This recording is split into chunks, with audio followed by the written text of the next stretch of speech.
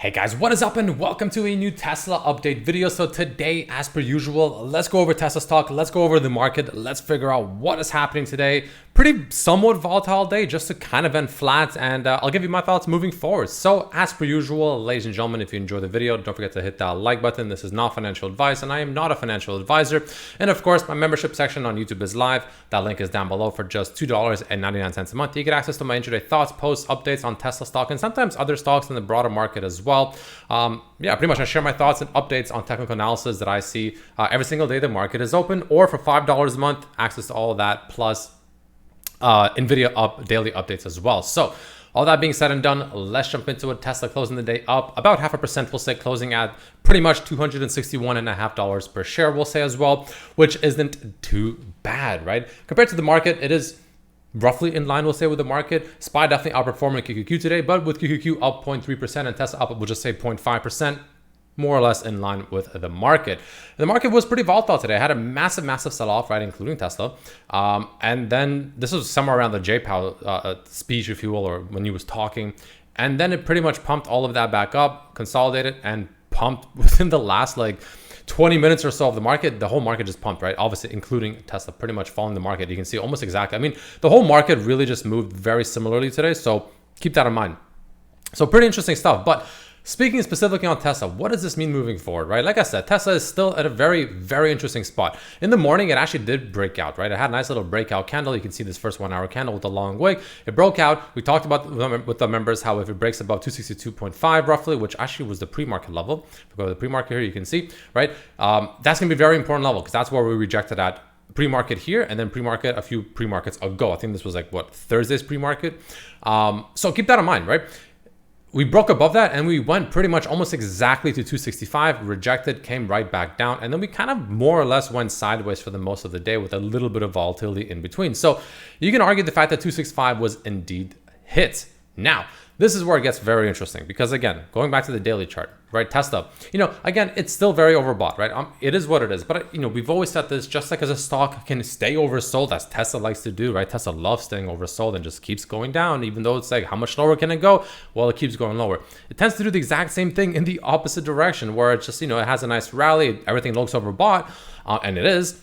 But it's also kind of like, well, but how much more overbought can you get, right? And this is a very good stock at making you really question of just like, man, how much lower can it go? Or man, how much higher can it really go, right? So this is why I don't short. Number one, this is why I just literally do not short, because nobody knows, right? Nobody knows. But we are still at very crucial levels. We're pretty much hugging the top of this channel for the past week, essentially, right? For the past rough week, we've been pretty much hugging the top of this channel, not really letting go, right? So I'll give you a few things that you could potentially look out for to signal maybe some potential cracking short term for Tesla that maybe will finally bring it back down a little bit to my current target is about the mid 240s. Or even lower than that. Obviously, it depends on when it happens, mid 230s. Those are my main two targets to the downside, right? Mid 240s to mid 230s, because that is still all within the channel. So let's talk about that really quickly on the 1 hour, right? The 1 hour is pretty interesting because all you really want to do is, not that one, sorry. You can take the 21 EMA and you can see ever since this rally truly began, the Tesla, every time it's come back and every time it's had a red day, it pretty much went exactly to the 21 EMA, including today. And it's pretty much bounced off of it almost to perfection, never really truly closing any meaningful 1 hour candle below it. So that's something you want to be looking for, right? As Tesla is having these red days, as it does have any intraday pain on the 1 hour, it has so far, ever since this rally has begun, pretty much since all the way back here, right? Ever since it's 230, we'll say roughly, that's where we had the gap up. Ever since then, it has been sustained by the 21 EMA on the 1 hour. So that's one thing you can definitely look at, right? Does it ever lose this 21 EMA? If you start seeing 1 hour candles close below the 21 EMA on the 1 hour, well, then that's maybe some cracks finally starting to show. It's not happening yet, which is why the stock still is strong. Now, it is showing some divergences, right? For instance, you can see, right, as Tesla on the 1 hour here is essentially making higher highs and higher lows, the RSI is pretty much doing almost the opposite, right? It's making lower highs. So higher highs here, lower highs on the RSI, or equal to lower highs. Same thing on the stochastic, right? It's pretty much trending downwards. Same thing on the true strength indicator, trending downwards. So there are some divergences being set up here on Tesla on the 1 hour. Does it mean a whole lot? Nobody knows. but it is just something to be potentially a little bit cautious of, right? But that's kind of the 1 hour analysis. Let's go back to the daily chart, right? The daily chart is where another thing you can look at to potentially signal some, short-term weakness if it ever finally decides to show it, is going to be the 5, my goodness, is going to be the 5 EMA, right? The 5 EMA, which is this yellow line as well. You can see also similarly, right, back when we had this consolidation back around here at mid 200s, mid 220s rather, or even before that, you can see it's pretty much upheld this 5 EMA ever since, let's say all the way back here almost, right? Roughly around this level back here around the 220s, right? It's pretty much on the daily chart. It has never lost the 21 EMA, and every time it's come back down into it, it's held as support. So again, the stock is still strong. This is what I've always been saying, despite my constant, me saying constantly, it's overbought, it's overbought. Yeah, but it can stay overbought. And I've said that, right? It can stay overbought. It can stay overbought for longer than you would think. That's just how these things work. And that's why I don't short. But again, if you're someone looking for some cracks to show, if you're someone looking to maybe sell covered calls or maybe looking to buy lower, whatever the case may be, or maybe you're shorting the stock and you finally want this thing to move back down, whatever your situation is, right? Those are the main two things I'll be looking at. I would be rather looking at short term to crack. Once one of those on the 1 hour 21 EMA daily, let's say 5 EMA, once one of those finally cracks and we start getting daily closures below that, in this case the 5 EMA daily closures or the 1 hour daily or 1 hour closures below 21 EMA, okay, now we can start talking about finally some weaknesses setting in. Finally, there's some issues here. But as it stands right now, it's still a strong stock. Now, again, with that being said, right, it is at a major resistance. Not only is it near this channel top, which it's pretty much closing and hugging for the past week of trading, essentially, but it is obviously at a major area of, resistance, right, which is this whole area back here. This is the area that did resist us, that ended up having a massive sell-off after that. Now, whether or not this massive sell-off will happen is still left to be seen. But this is a very crucial level because this is a very important level to break. Pretty much 270, we'll say, is that super duper important level. And I've said this before, why it's important. I'll very quickly go over why I think it's important again. It's all about market structure, right? Tesla's market structure is very important because, again, if it does not break 270. So here, here's an easier way to put this. We're in the rising channel, right? We're in a rising channel. As long as we're in the rising channel, like I've said many times, it's bullish. There's no reason to be literally short Tesla unless you're really just trying to time the top, right? Kind of like how some people like to time the bottom and they like to bottom pick essentially. You're pretty much top picking here if you're shorting. Could be right, could be wrong, who knows? But while we're within the channel, Tesla is bullish. It's that simple. If Tesla has a sell-off down to 240s or even mid 230s, it's still technically within the channel. It's still technically bullish. So keep that in mind. As long as it's within the channel, that's bullish. Now, the way I personally look at it moving forward, and this is the way I'm looking at it in terms of a structure, the stock's structure moving forward for the next few weeks to even potentially few months, is this. While we're within the channel, if we fall out of this channel before breaking 270, right? If we follow the channel before breaking 270, that to me is not good. That to me is a sign of concern, and that to me tells me the fact that there is a possibility that we do break this low at 180. I know it sounds impossible. It sounds crazy. It sounds like there's absolutely no way that'll happen. Like, that's just crazy talk. But again, I want to make it very obvious, right? I'm just giving my personal thoughts. I'm just going to say how it is. Same thing happened here, and here. People thought the exact same thing here. Now, this time could be different. It very well could be different. But again, instead of just sitting here and praying and hoping for the best and just crossing your fingers and, praying every night before you go to bed, we'd like to look for, at least I like to look for some signs in the stock, in the price action, in the trend, in the, really, I guess, in the structure to signal to me the fact that this time is actually different. What would make this time different? 270 break. Breaking above 270 will officially break above this high. That breaks the structure because currently we are arguably still within a downtrend, right? Even though we did technically go higher recently over here that we had back in July, even though we technically did go higher, we didn't actually close candles higher. So it's kind of a false flag in my opinion. You really want confidence in these kind of closures. You really want to see daily closures above these levels to really get some more confidence. And right now we're pretty much not getting that, at least from that previous instance back in, again, all the way here in July.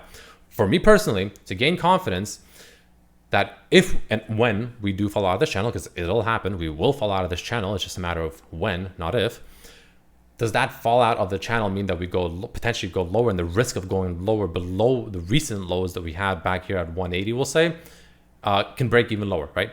Again, falling out of the channel before breaking 270, that actually becomes a risk. If we follow the channel after breaking 270, the risk of making this lower low below 180, it's not zero. Nothing's ever zero in the market. Anything can happen in the market, but it becomes substantially less of a risk. And if we follow this channel again, at some point, that just means that Tesla will most likely just be doing a bullish correction to the downside, just to kind of get further reaccumulation, just to go up even higher after that. That's the way I'm personally eyeballing it right now moving forward, right? So again, that's just my opinion. That's just how I'm looking at it. That's how I'm personally playing it. Right now, I'm personally waiting for mid 240s at least, if not closer to mid to high 230s to get to essentially buy shares.